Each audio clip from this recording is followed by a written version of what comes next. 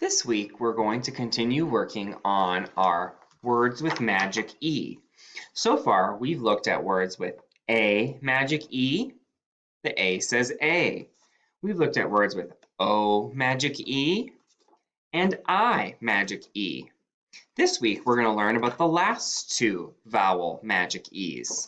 We have U magic E that says you. E magic E says E. Let's take a look at E magic E.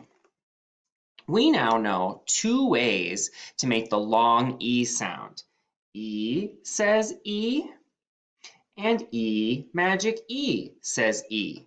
Remember, the second E is silent, or sometimes we call that magic E or silent E. It makes this other E say its name.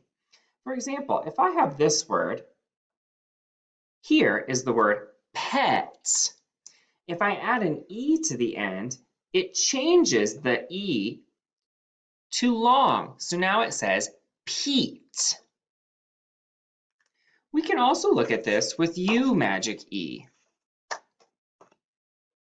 U magic E, we have so now we know two ways to make the long U sound.